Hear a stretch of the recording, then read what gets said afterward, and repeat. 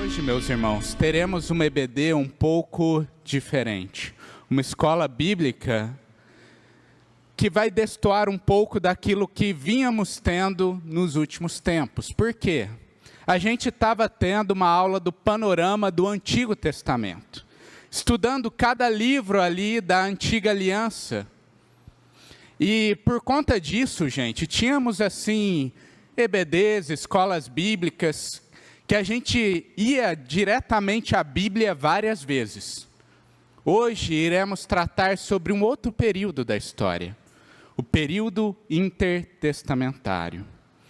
Hoje será uma EBD onde a gente vai ver muitos fatos históricos, onde iremos vasculhar informações do passado e iremos aprender um pouquinho mais sobre esse trecho da história.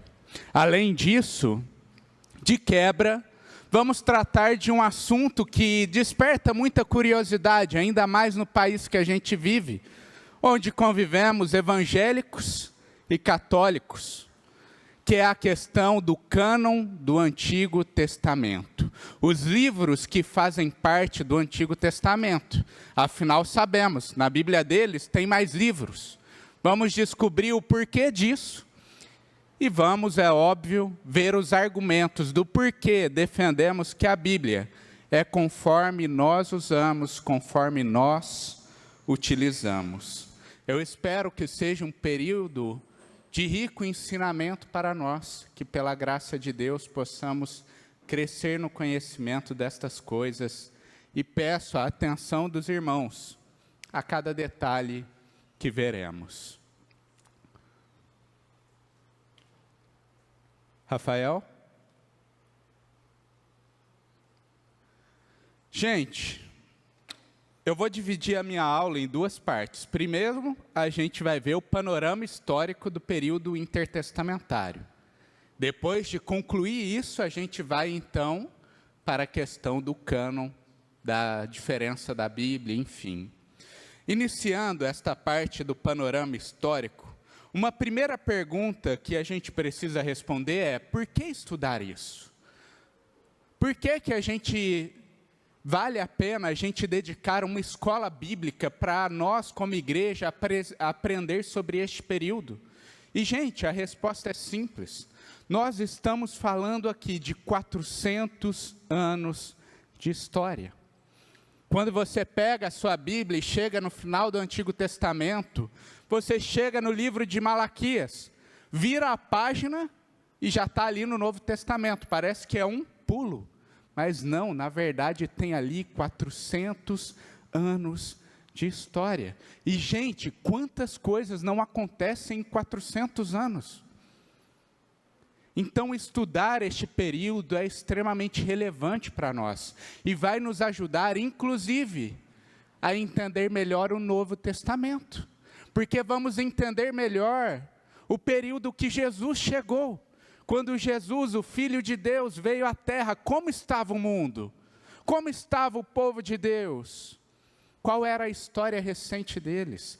Por isso é extremamente valioso estudarmos sobre isso. E uma coisa que a gente precisa logo de cara enfatizar é que nesse período de 400 anos de história, houve aquilo que na teologia chamamos de silêncio profético. Vamos dizer que Deus se calou, no sentido de que Deus, por 400 anos, não entregou nenhuma revelação especial, nenhuma mensagem inspirada para o seu povo. Aquele povo que tantas vezes via surgir entre eles profetas, que entre eles experimentavam das composições de salmos, que por tantas e tantas vezes Deus entregava mensagens bíblicas, mensagens inspiradas, vindas diretas do Senhor. Passa por um período de 400 anos, onde eles veem o Senhor em silêncio.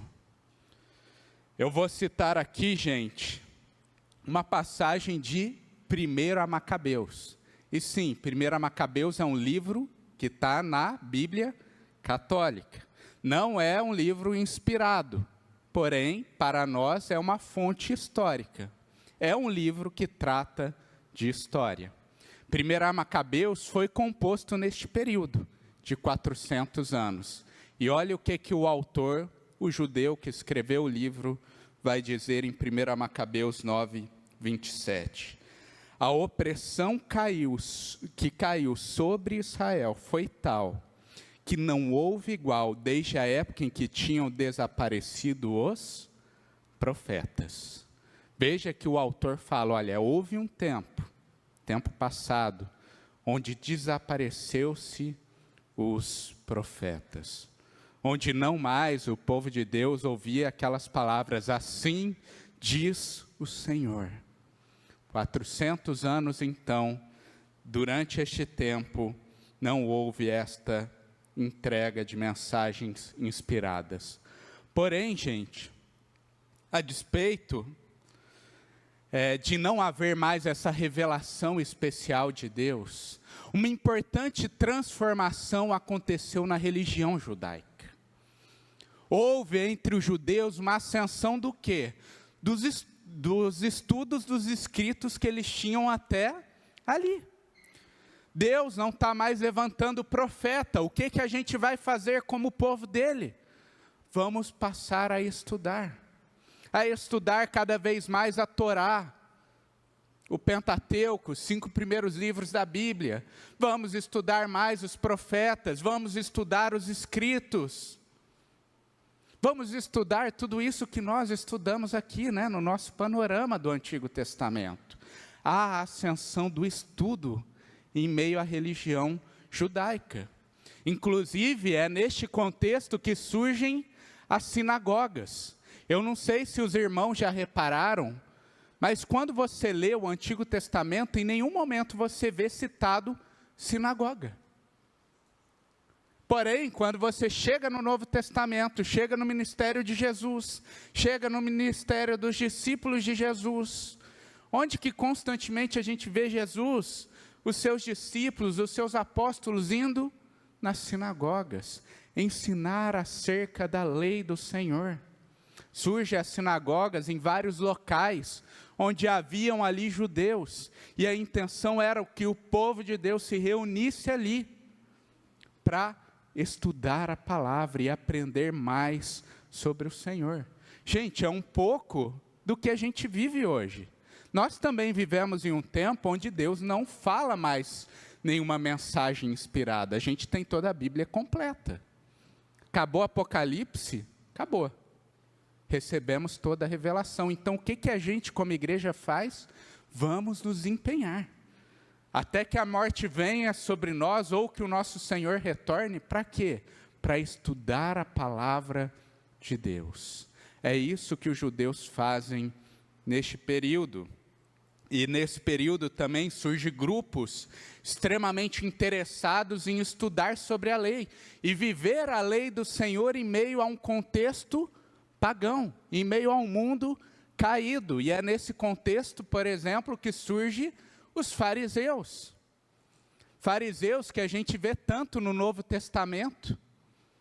Eles surgem ali como um grupo empenhado em estudar a lei do Senhor e tentando vivê-la a fundo.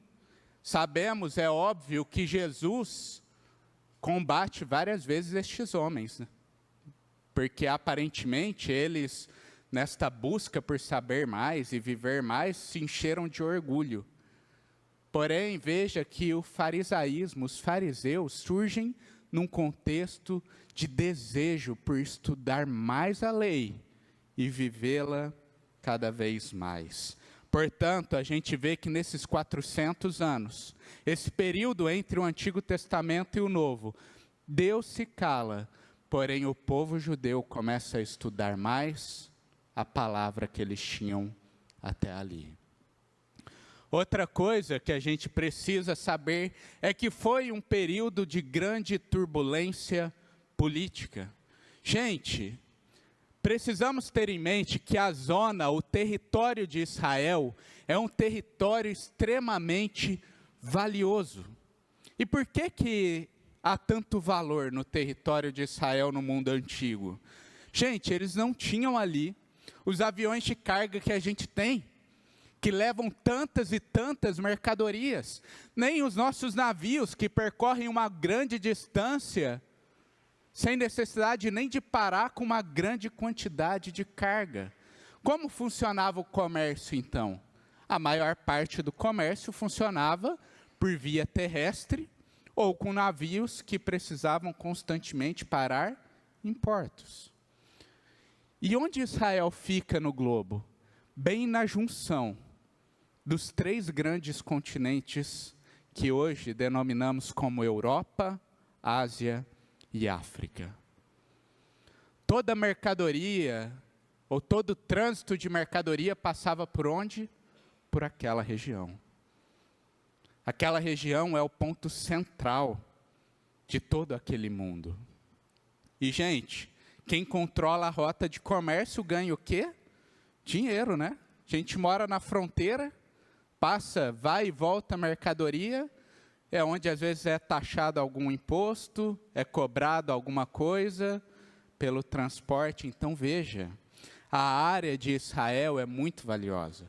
Isso nos mostra porque que no tempo antigo, quando a gente olha para o Antigo Testamento, tanta pessoa queria conquistar aquele território, tantas nações. E por vezes o povo de Deus resistiu, pela graça do Senhor, com a boa mão do Senhor ajudando. Porém, a gente viu, estudando o Antigo Testamento, que debaixo dos muitos pecados, o juízo de Deus vem, e eles então se veem exilados para o cativeiro babilônico. O império babilônico chega ali e conquista aquele território. Porém, estudamos também no nosso panorama que um outro grande império surge. Que império é esse? Quem pode me ajudar? Que derrota os babilônicos. Medo-Persa. Olha aí, a turma já está pegando aí o panorama, a gente está vendo os frutos já. Surge então o império Medo-Persa, que a gente viu que chegou e dominou os babilônicos, e que entregam então certa liberdade para o povo de Deus.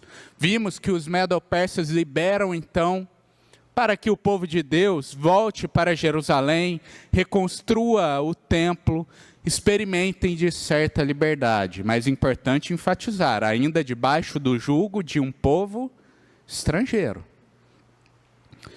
O Império Medo-Persa chega e é assim que termina o nosso Antigo Testamento. Como estava ali o cenário em Malaquias, o povo de Deus, debaixo do domínio do Império Medo-Persa, desfrutando de uma certa liberdade.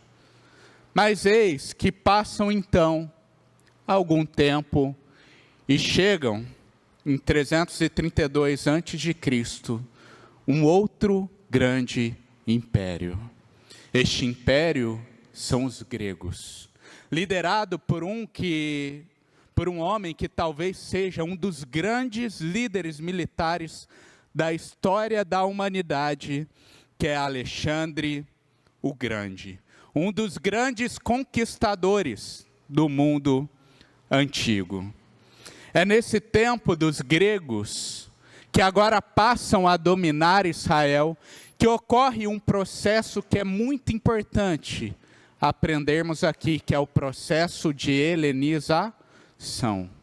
O que é esse processo de helenização? Gente, todo lugar que os gregos chegavam, todo local que os gregos chegavam, eles iam difundindo a sua cultura. Eles iam ensinando a cultura grega. E qual que era o propósito deste império? Cada vez mais criar um povo uniforme. Um povo que, apesar de ser várias nações conquistadas, cada vez mais fosse amoldando como os gregos. E o principal ponto da helenização foi o ensino do grego. Aqueles que eram dominados por este império, aprendiam a falar, a ler e a escrever na língua grega. Eles começavam então a aprender cada vez mais. E foi neste momento da humanidade que talvez pela primeira vez na história tivemos uma língua sendo difundida em alta escala, sendo falada por várias e várias pessoas. Pela primeira vez na humanidade a gente vê isto. Além de ensinar o grego aos novos povos, outras coisas também que este império incentivava a ser feito, era pegar os escritos daquele povo, os escritos importantes, e traduzi-los também para a língua grega. E é nesse contexto que pela primeira vez a gente vê a Bíblia hebraica sendo traduzida para a língua grega. Surge então a Septuaginta. A Septuaginta era a tradução da Bíblia hebraica para o grego, mas só uma observação que vai ser importante depois. Não só a Bíblia hebraica, também outros livros importantes dos judeus foram acrescidos. A primeira versão da Septuaginta tinha só a Torá, só o Pentateuco. E aos poucos, no decorrer dos anos, eles foram traduzindo cada vez mais livros importantes ali para os judeus. O nome é até curioso, né, gente? Septuaginta, diz a lenda que o nome surge da ideia de 70, né? Porque eles colocaram 70 tradutores para traduzir os escritos, e reza a lenda, viu, gente? É bem lenda mesmo, mas dizem que os 70 traduziram os escritos, e quando eles foram comparar a tradução dos 70, estava tudo igual. Uma igualzinho com a outra, só como via de curiosidade. Então, neste tempo traduzido os escritos dos judeus também. E pela primeira vez a gente tem partes da Bíblia sendo apresentadas ao mundo, numa linguagem que o mundo todo está ali conhecendo. Ainda sobre o período dos gregos, vemos ali um tempo de altos e baixos. Depois de dominar o território de Israel, passa-se pouco tempo, cerca de 10 anos, Alexandre o Grande, este grande conquistador, ele vem a falecer.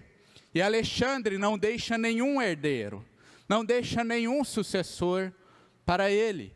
E então o Império Grego é dividido entre os generais deste conquistador.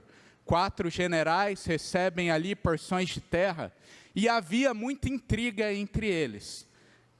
Cada um queria mais território, e ficava brigando um com o outro para tentar crescer a sua terra. Então, primeiramente, os israelitas se veem debaixo dos Ptolomeus, uma linhagem de general. No período dos Ptolomeus, os israelitas experimentam de certa paz, os judeus experimentam de certa tranquilidade. É fato, né? Eles fazem certas concessões, como um povo que está ali dominado, porém a gente vê aqui o povo experimentando de um período mais tranquilo. Mas eis que tempo depois, a dinastia de outro general passa a governar o território de Israel. Os Seleucidas conseguem expandir o seu território. E eles dominam então o território de Israel. E vemos aqui o povo de Deus passando pelo pior período do período intertestamentário. Porque no período dos Seleucidas surge um rei que é chamado de Antíoco Epifânio, um homem perverso. Antíoco Epifânio, ele quis levar a helenização no nível mais alto, ou seja, difundir a cultura grega no nível mais elevado. E o que ele atacou então? A religião judaica. Ele tentou acabar com a religião do povo. Antíoco Epifânio, ele proibiu as festas dos judeus. aquelas reuniões que a gente vê, que são tão importantes no Antigo Testamento. Antíoco Epifânio proibiu os judeus de guardarem o sábado, de praticarem o sabá, que também era previsto ali na lei do Antigo Testamento. Eles proibiram até mesmo a circuncisão. E por fim, este homem teve a audácia de pegar uma estátua de Zeus. Talvez vocês conheçam quem é Zeus, é aquele líder do panteão de ídolos gregos. O maior deus, a luz da religião grega, pagã daquele período. E ele pega a estátua de Zeus e coloca onde? Dentro do templo do Senhor. E aí você talvez pense, isso aí já é o fim, né? Não. Ele ainda teve a ousadia de pegar e sacrificar um porco diante da estátua de Zeus. Sabemos o que o porco é no entendimento judaico, um animal impuro. Ele sabe disso. Ele pega o animal impuro e sacrifica diante do seu ídolo, dentro do templo do Senhor. É nesse contexto que acontece a revolta dos Macabeus. Antônio, o que trata 1º e 2º Macabeus, que tem lá na Bíblia católica, que não tem na nossa? O que trata aqueles livros? É deste momento da história. Alguns judeus veem isso e ficam, é óbvio, enfurecidos. E eles se levantam então e fazem uma revolta contra este rei. E pela graça de Deus eles vencem. E a gente vê então Antíoco Epifânio caindo ali no território de Jerusalém. E os judeus se recuperam por um curtíssimo período de tempo, uma certa independência, até que vem o último império antes de Jesus, que é o Império Romano. O Império Romano, ele chega e facilmente ganha o território de Jerusalém, afinal, é o Império Romano, gigantesco naquele período. Eles dominam e eles começam a implementar aquilo que vemos no Novo Testamento. Vemos ali um povo, um império que quando quer ser cruel, pode ser muito cruel. Que aos olhos humanos, aparentemente não há força igual. Gente, imagina no povo antigo, olhar para aquela vastidão do Império Romano. Parece que não há fim até ao poder deste novo império. Um novo governo que cobra altas taxas de impostos, que cobra altos tributos daqueles que dominam e que subjugam então o povo de Deus. Uma coisa que eu quero que vocês percebam é um fato. Desde quando o povo de Deus, em meio aos seus muitos pecados, foi levado para o exílio babilônico, parece que os judeus nunca experimentaram da liberdade do tempo passado. Eles sempre se veem passando na mão de um, de outro, debaixo do jugo de povos estrangeiros. Até tem teólogos que vão defender uma ideia de exílio continuado, que de certa forma o exílio parece que não acaba, porque o povo se vê cada vez mais sempre debaixo do jugo de alguém. Porém, eu queria também ressaltar aqui alguns aspectos positivos em relação ao domínio do Império Romano naquele período na Terra. Veja, o Império Romano, eu sou engenheiro civil, e quando a gente olha para a engenharia civil e olha para o mundo antigo, o que a gente pensa? Roma, né? Eles fizeram a infraestrutura do mundo antigo. Coisas que até hoje a engenharia nem consegue explicar, foram feitos por eles. Então, no tempo do Império Romano, algo positivo que veio para a terra do povo de Deus foi as infraestruturas. Houve investimento em estradas, portos. a terra recebeu muitos investimentos nesta área.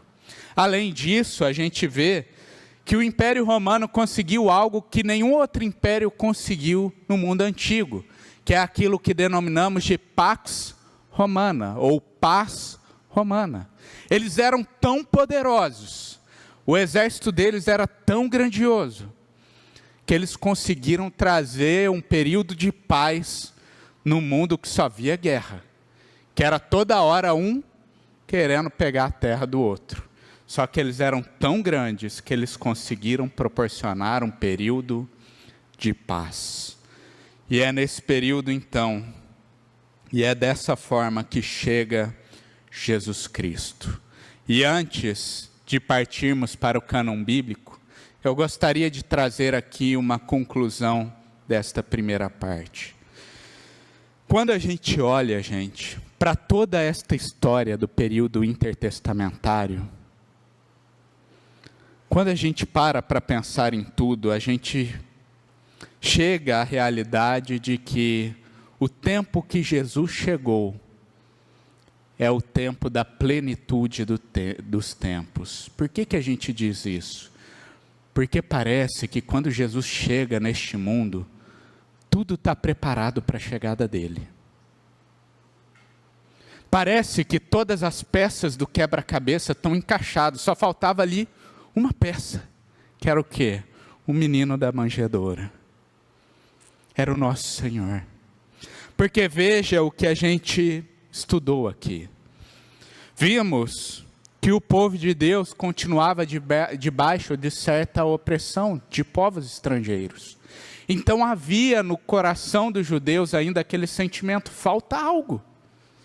Havia uma expectativa da chegada do Messias de Deus. A chegada de alguém que trouxesse restauração. Há uma expectativa no coração do povo. Além disso, a gente viu aqui que no período de silêncio surge um interesse do quê? Do estudo da palavra. Jesus chega em um momento onde está florescendo o estudo do Antigo Testamento, onde ele pode ir ali nas sinagogas e expor os ensinos e apontar para ele. E os seus discípulos também têm a oportunidade de fazer o mesmo, e o povo está interessado em saber mais sobre o que Deus havia revelado. Além disso, gente, vimos que uma língua havia sido difundida. O grego agora era uma linguagem que muitos povos conheciam. E não é à toa que o Novo Testamento é escrito em quê? Em grego. Agora há uma língua no qual as boas novas, o Evangelho de Jesus, pode ser propagado e expandir para além das fronteiras de Israel. Vimos também que agora surgem as infraestruturas, e pense o quanto que as estradas, os portos não são úteis para o apóstolo Paulo, para a igreja, fazer uso destas para levar cartas, levar ensinos, para poder levar o Evangelho. Além disso, o mundo desfrutava de relativa paz. Não há aquele terror iminente de guerra. Há então espaço para a propagação do Evangelho. Apesar de Deus ter ficado calado durante este tempo, no sentido de não ter trago mais mensagens inspiradas, veja que Deus ainda é o Deus presente, o Deus que guia a história, que está preparando todas as coisas, que cuida do seu povo e está preparando tudo para a chegada de Jesus. Como Daniel 2:21 vai dizer, é Ele quem muda o tempo e as estações, remove reis e estabelece reis, Ele dá sabedoria aos sábios e inteligência e entendimento aos inteligentes. Este é o nosso Deus, o Deus que guia a história, que estabelece reinos, tira reinos, e tudo está cooperando para o quê? Para a vontade dEle. E eu creio, e genuinamente creio nisso, que o Deus que preparou tudo para a chegada, para a primeira vinda de Jesus, é o mesmo Deus que hoje está preparando tudo para a segunda vinda do nosso Senhor. Às vezes olhamos para este mundo, por que está acontecendo isso? Olha os rumos da história, a gente não entende. Assim como os judeus daquela época não entendiam. Mas, gente, lembre-se, a história está na mão de um, que é o nosso Deus. Amém? Vamos então agora para a segunda parte, beber até uma água aqui, agora.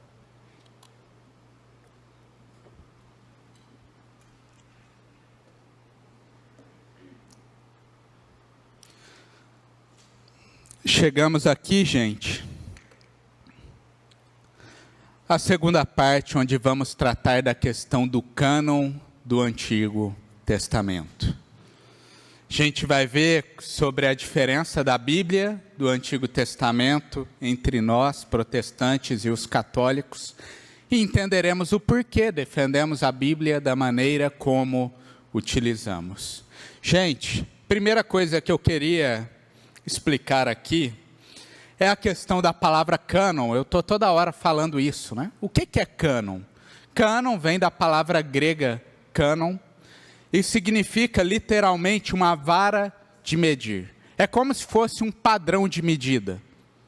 Ah, eu quero tantos aí deste padrão de medida. Ou seja, passa uma ideia de regra, de norma, um padrão estabelecido. Então, quando a gente fala cânon do Antigo Testamento ou cânon do Novo Testamento, a gente está dizendo dos livros que compõem essa regra, esta norma para a igreja.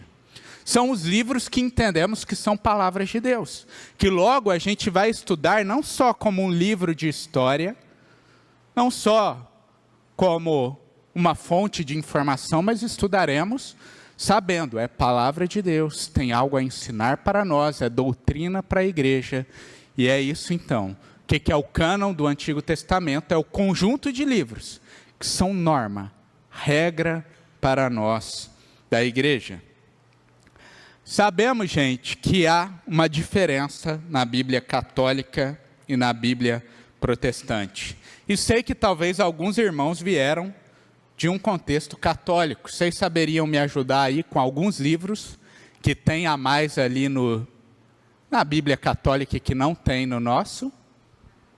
Macabeu já colou da aula, não vale, já falei na aula. Tobias. Vamos lá, mais algum? Sabedorias. É isso, né? Os irmãos... Não sabe nenhum deles. Tá bom, gente, tem que focar na nossa escritura e tal. Não tem problema nenhum, às vezes ler como curiosidade, como fonte de informação. Mas, gente, no total a gente tem 7 livros que se diferenciam entre os católicos e o protestante. Todos são no Antigo Testamento, tá joia? Todos os livros estão lá. Os livros são Tobias, Judite, 1º e 2º a Macabeus, Sabedoria de Salomão, Eclesiástico, tá bem? Que tem Eclesiastes na nossa Bíblia. Ela é inspirada por Deus. Agora tem o Eclesiástico e além desse tem o livro de Baruque.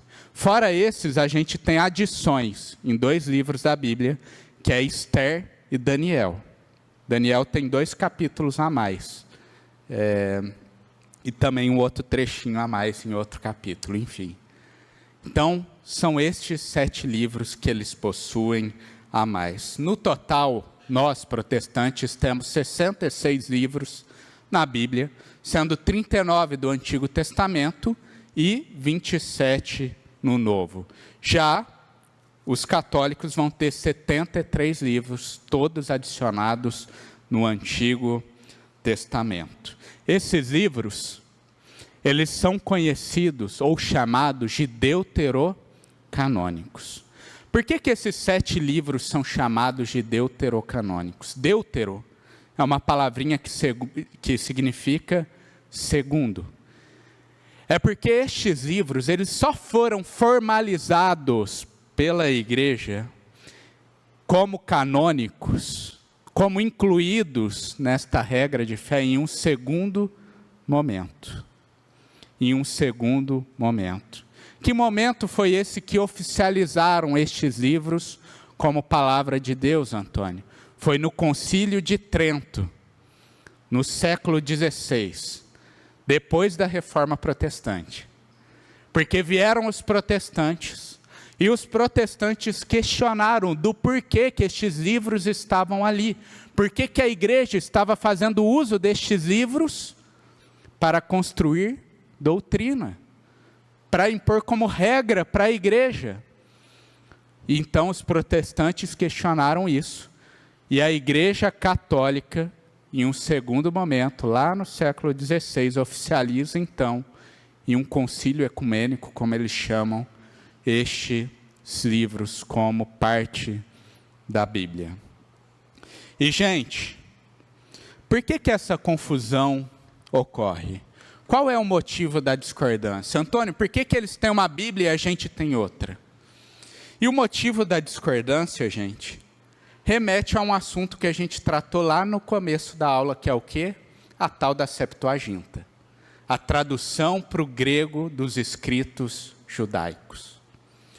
Veja que no tempo de Jesus, havia a Bíblia do judeu, que era usada no templo, nas sinagogas, que eram ali os escritos em hebraicos. E como era esta Bíblia, esta composição? Eram como a nossa.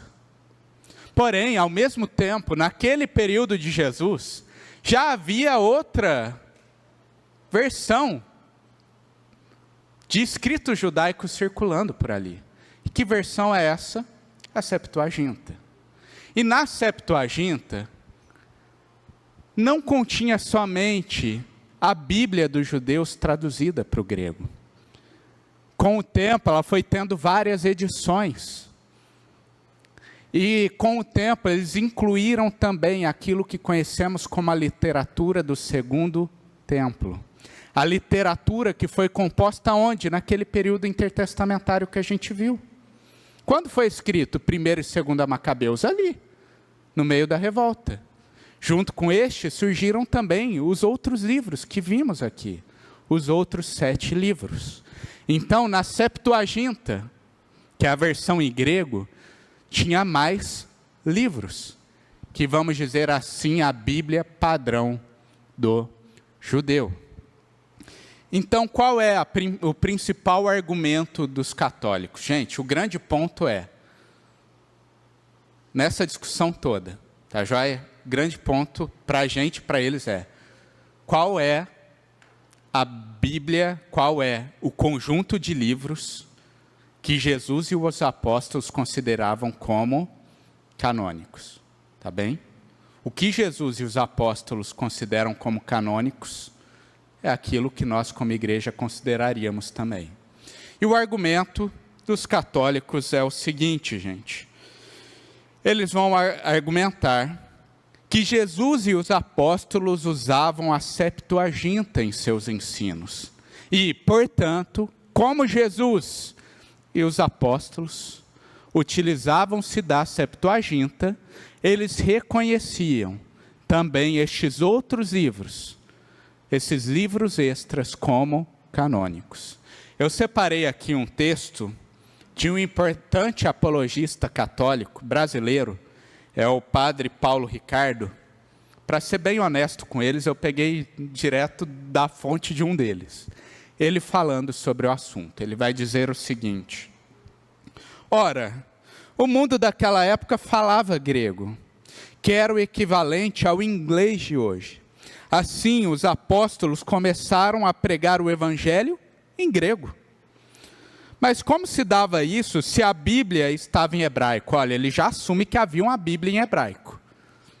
Se a Bíblia estava em hebraico, os apóstolos passaram a utilizar uma tradução da Bíblia do hebraico para o grego denominado Septuaginta, que havia sido elaborado em Alexandria antes de Cristo.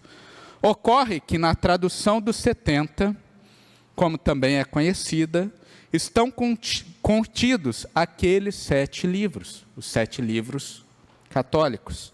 Este era o livro utilizado pelos apóstolos e foi, portanto, este que a Igreja Católica adotou. Este é o principal argumento deles, tá bem? Para ser bem honesto, vão apresentar o lado deles.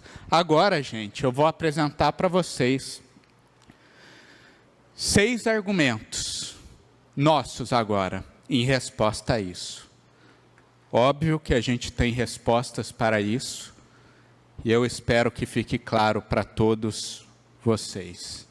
Gente, uma primeira coisa que a gente tem que ter em mente é que para os judeus esses livros não são considerados como escritos sagrados. Os judeus não veem esta literatura do Segundo Templo como livros inspirados por Deus. E aqui eu gostaria de convidar os irmãos a abrirem aí suas Bíblias em Romanos 3. A gente vai ler o versículo 1 e 2. Romanos 3, 1 e 2. Olha o que Paulo vai dizer à igreja reunida em Roma.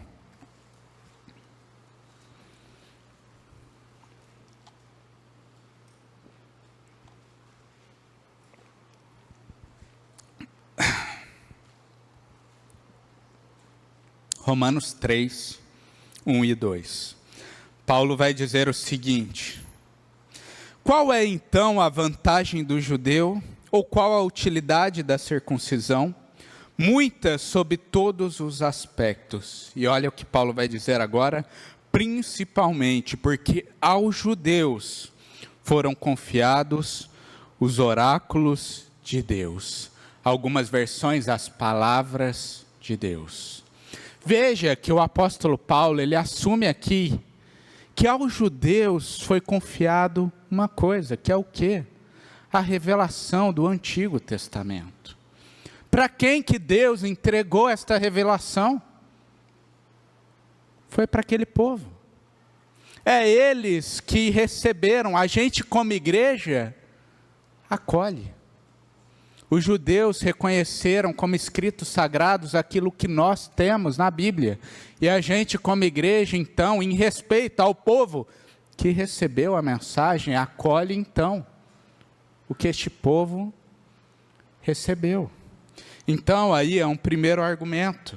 E como eu disse, a prova disso é a existência até no tempo de Jesus, já da composição deles, daqueles livros que eram ensinados na sinagoga, nos templos. Tá joia? Segundo ponto, gente. Os apóstolos utilizarem a Septuaginta, usarem da Bíblia traduzida, não significa necessariamente que eles entendiam que toda aquela composição era inspirada. Gente, talvez vocês me perguntem: Antônio, os apóstolos usaram a Septuaginta? É provável que sim. Por quê? Eles pregaram para quem, em sua maioria, gente? Não só para judeus, né? Pregaram para gentios. É óbvio que ele vai usar a versão traduzida. E a gente tem até referências que os apóstolos às vezes usam no Novo Testamento, que remete para o texto grego da Septuaginta. Porém, veja, só porque eles usavam desta tradução, eles tinham um objetivo, alcançar o coração dos gentios também. Quer dizer que eles entendiam todos os livros como canônicos? Gente, você está fazendo ali uma implicação muito grande para o fato. Esses homens cresceram em famílias judaicas. Eles são judeus de nascimento. Cresceram dentro do ensino da sinagoga e do templo. Eles sabiam muito bem discernir quais são os livros considerados inspirados por Deus e quais são ali as adições que são livros históricos para eles.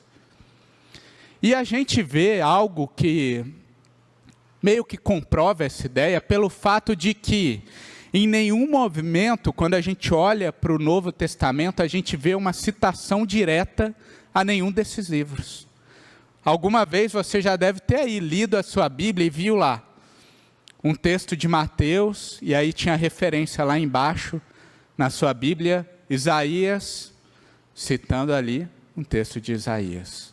Ou Joel, ou você tem ali citação de diversos outros profetas.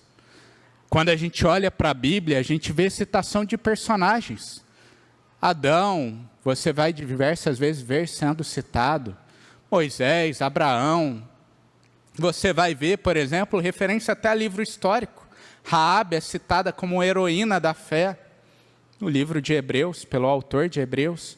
Vejam que aparentemente eles usam todos os livros.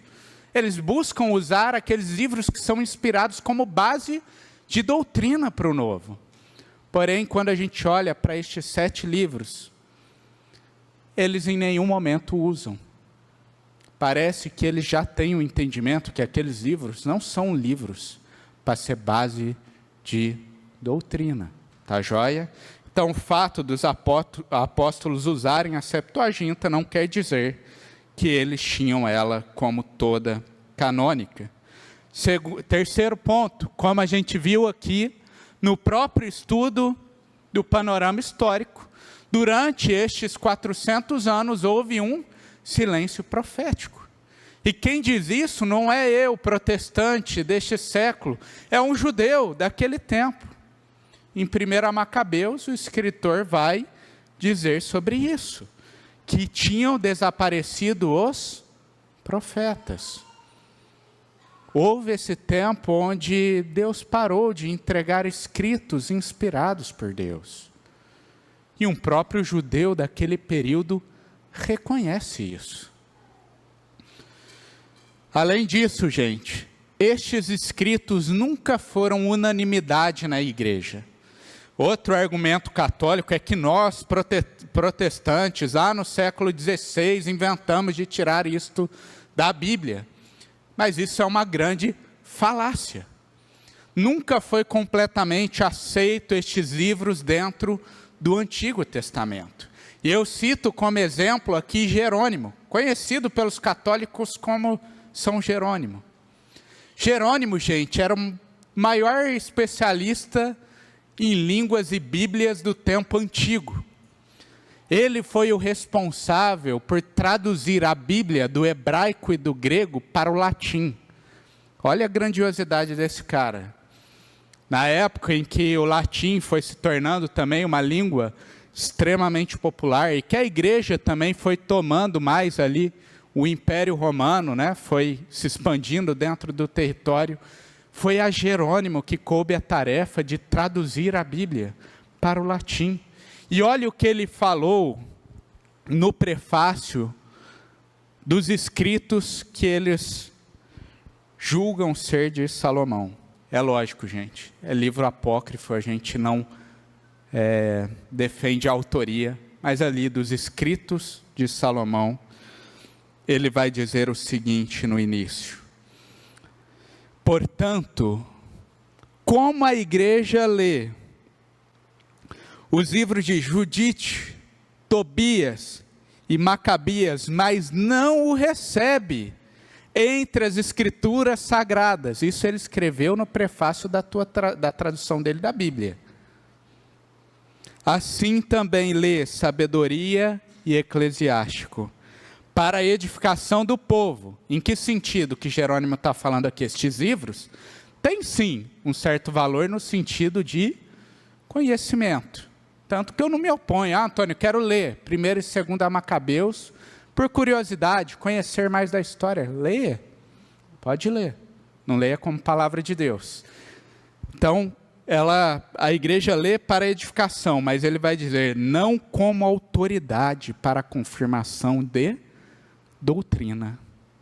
Veja que este homem, lá em tempos antigos, ele deixa claro que estes livros não eram considerados escritura sagrada. E, ao mesmo tempo também, ele vai afirmar estes livros não são base para a igreja formar doutrina, porque não são livros inspirados pelo Senhor. Este é o ponto. Este é o ponto.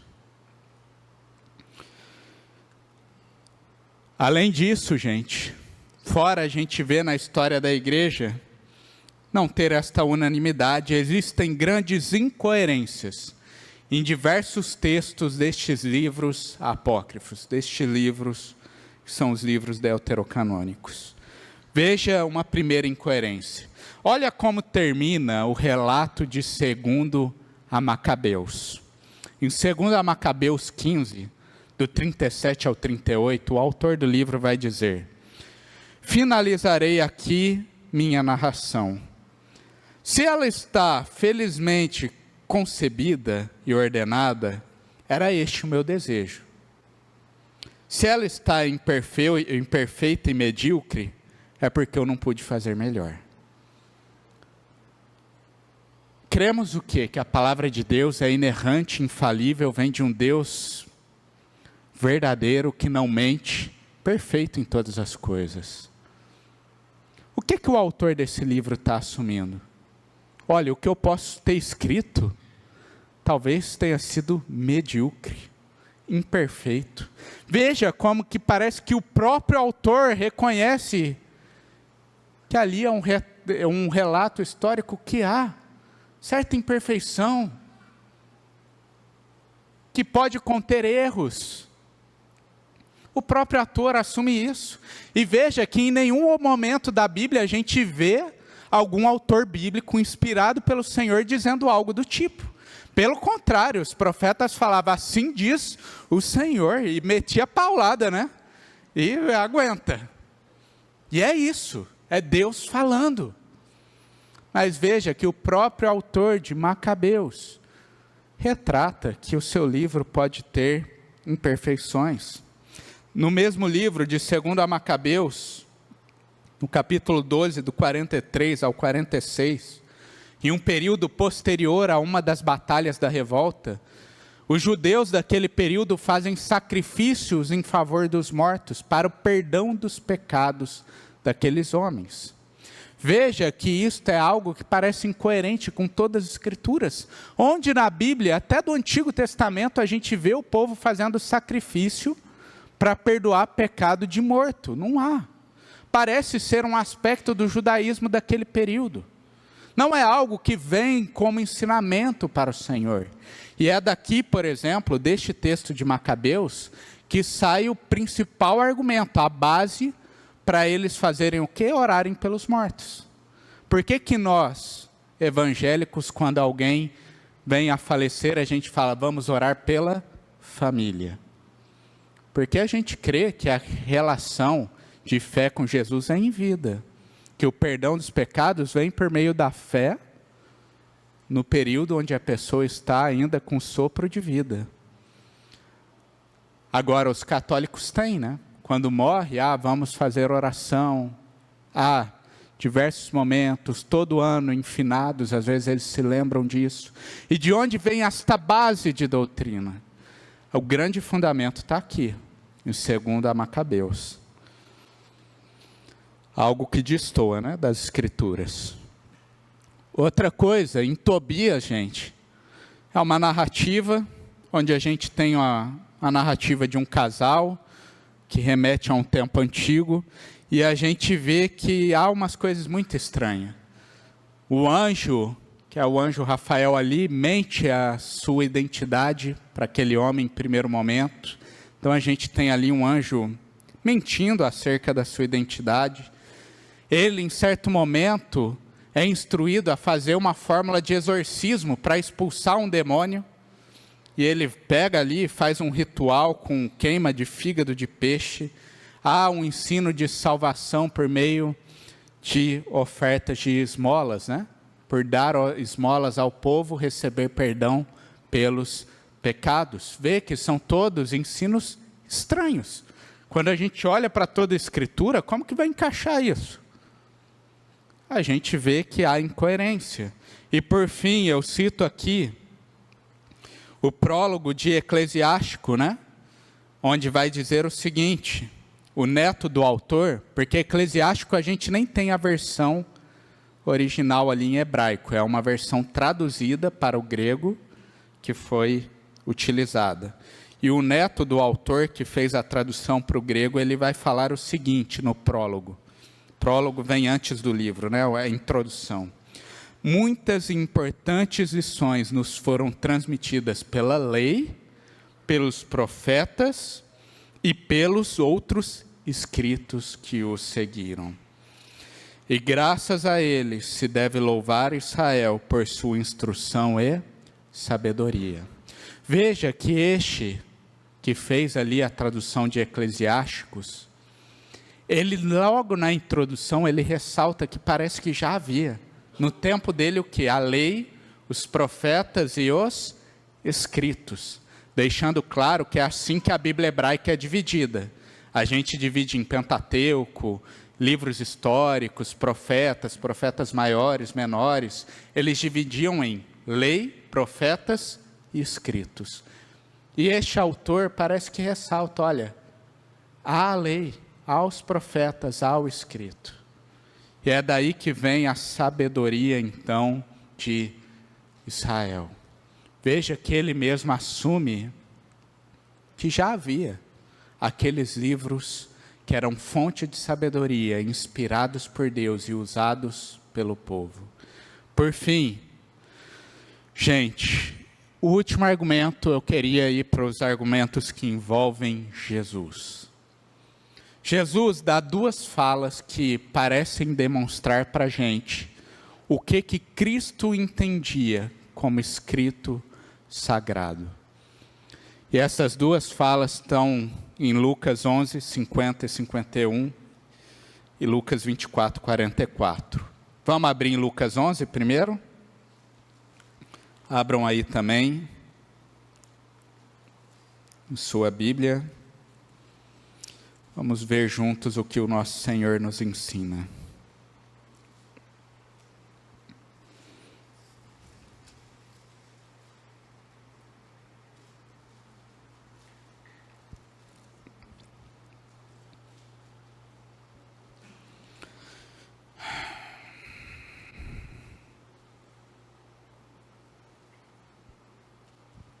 Vamos ler do 49, gente, ao 51.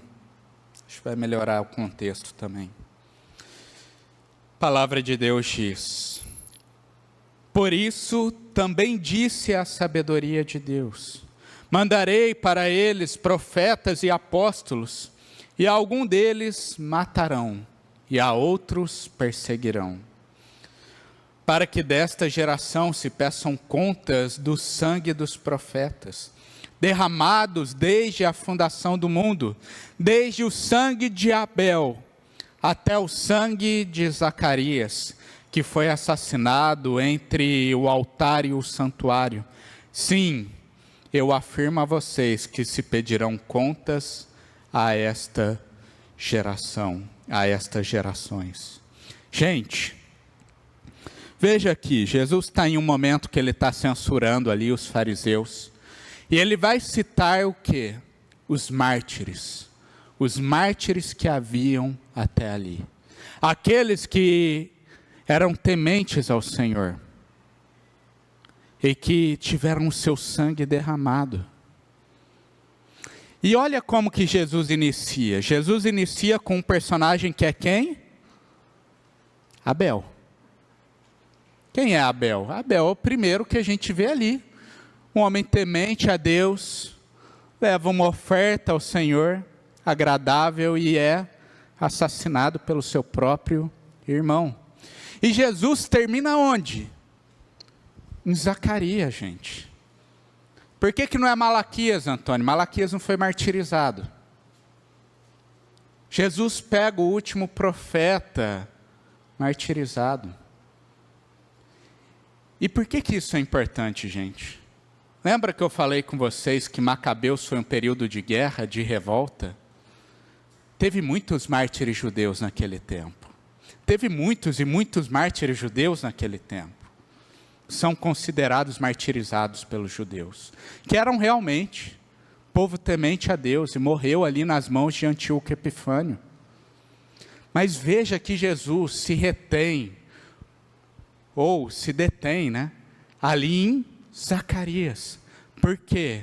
Ele está com a mente aonde? naquilo que é a palavra do Senhor. Abel a Zacarias, o último profeta que foi martirizado. Veja que Jesus tem esta mente, esta composição de cânon em sua argumentação. Além disso, Lucas 24, 44.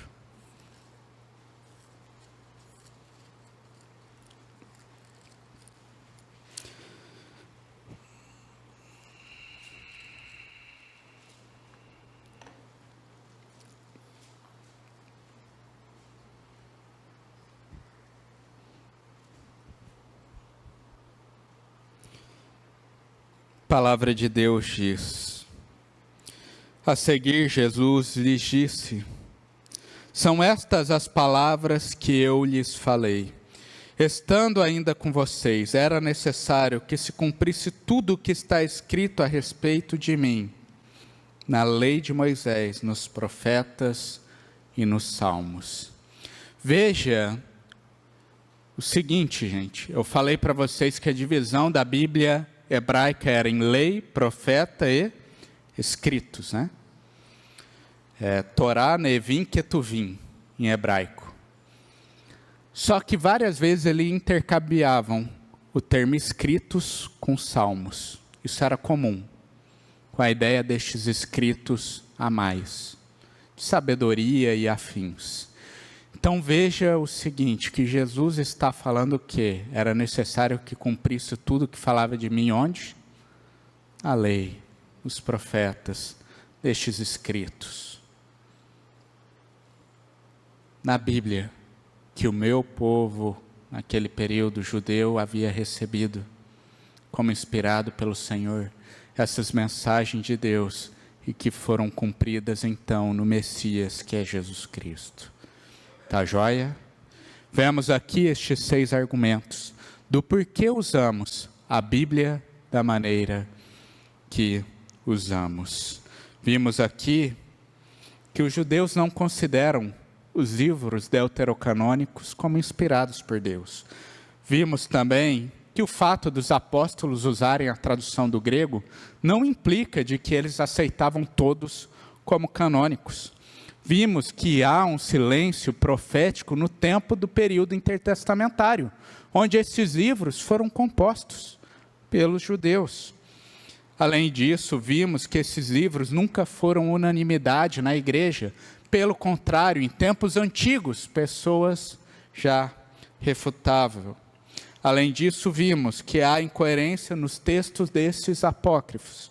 E, por fim, vimos que as falas de Jesus, o nosso Senhor, aquele que é o Deus encarnado, aquele que é a revelação plena do Pai, do qual todas as Escrituras falam sobre, as falas de Jesus, corroboram para um pensamento como o nosso. Alguma dúvida, gente? Tranquilo? Se não, vou partir aqui para a conclusão. E como que eu queria concluir este estudo, né, do período intertestamentário, que é um fechamento também do nosso panorama do Antigo Testamento, já nos preparando para o panorama do Novo, que não vai começar nas semanas seguintes, viu, gente? Vai ter um intervalinho aí, vamos ver outra série, aí já está nos preparando para isso. Como que eu queria fechar? Gente, muito mais do que nos armar para ter respostas contra os católicos e nos ajudar a entender os argumentos a favor da nossa Bíblia. O que eu espero da aula de hoje e do panorama que a gente teve é que vocês agora, tendo plena segurança de que isso que está em suas mãos é palavra de Deus, e tendo plena certeza de que há beleza, há grandes ensinos, como vimos em todo o panorama, que vocês zelem pelos estudos das Escrituras. 2 Timóteo 3, 16 e 17, o apóstolo Paulo, escrevendo a Timóteo, vai dizer: toda Escritura é inspirada por Deus e útil para o ensino, para a repreensão, para a correção, para a educação na justiça, a fim de que o servo de Deus seja perfeito e plenamente habilitado para toda boa obra. Que a aula de hoje, que te traz segurança de que isso é genuinamente a mensagem que vem do Senhor. Que todos os estudos que tivemos, faça com que você tenha mais anseio de estudar, de zelar pelas Escrituras. Que isso seja mais um motivador para você todo dia parar um pouquinho da sua rotina e ter ali a sua leitura devocional.